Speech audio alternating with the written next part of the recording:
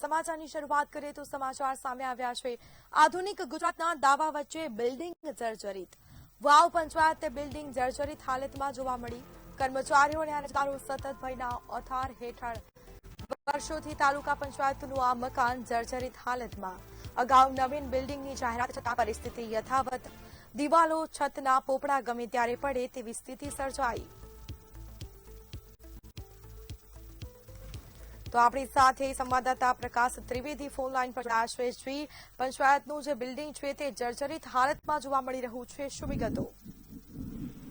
ચોક્કસથી જો વાત કરવામાં આવે તો બનાસકાંઠા જિલ્લામાંથી નવસર્જન પામેલો વાવથરા જિલ્લો અને વાવથરા જિલ્લાની જયારે વાત કરવામાં આવે એમાં જયારે વાવ તાલુકા પંચાયતની જો વાત કરવામાં આવે તો આધુનિક ગુજરાતના દાવા વચ્ચે વાવ પંચાયતનું જે મકાન છે મકાન લગભગ જર્જરિત સામે આવ્યું છે। સતત ભયના ઓથાર હેઠળ કર્મચારીને અરજદારો ક્યાંક ને ક્યાંક કામ કરી રહ્યા છે તો અરજદારો પોતાના કામ નીકાળવા માટે અહીંયા આવતા હોય છે। વર્ષોથી તાલુકા પંચાયતનું મકાન જર્જરિત હાલતમાં જોવા મળી રહ્યું છે। અનેક સત્તાઓ બદલાણી છે, તાલુકા પંચાયતના પ્રમુખો બદલાઈ ચૂક્યા છે, પણ આ મકાનની સ્થિતિ એની સામે આવી છે। 1 વર્ષ પહેલા ગુજરાત સરકાર દ્વારા બિલ્ડિંગને જે નવીન બનાવવાની જાહેરાત કરવામાં આવી હતી, પણ છતાં હજુ સુધી પરિસ્થિતિ એમ છે। દિવાલની છત અને પોપડા ગમે ત્યારે પડે ત્યારે ક્યાંક ને ક્યાંક કર્મચારી અથવા તો અરજદારને મોટું નુકસાન થઈ શકે એવી શક્યતા જોવાઈ રહી છે। બીજી બાજુ જો વાત કરવામાં આવે તો 30 વર્ષ જૂનું જે આ બિલ્ડિંગ છે, આ બિલ્ડિંગની અંદર ક્યાંક ને ક્યાંક આજુબાજુના જે પ્લાસ્ટરો ફરી રહ્યા છે, ક્યાંક ને ક્યાંક લોકોના સળિયા જોવાઈ રહ્યા છે। એટલે અહીંયા જે અરજદારો આવે છે, અરજદારોમાં પણ ક્યાંક ને ક્યાંક ભય છે ને જે કર્મચારીઓ બેઠે છે, કર્મચારીઓમાં પણ જબરજસ્ત ટેન્શન છે કે ગમે ત્યારે આ ઉપરથી જો એકાદ પોપડો પડે તો મોટું નુકસાન થવાની શક્યતા જોઈ રહી છે। એટલે લોકો માંગ કરી રહ્યા છે કે ગુજરાત સરકાર જયારે આધુનિકતાના દાવા કરે છે ત્યારે આ બિલ્ડિંગને તાત્કાલિક નવીન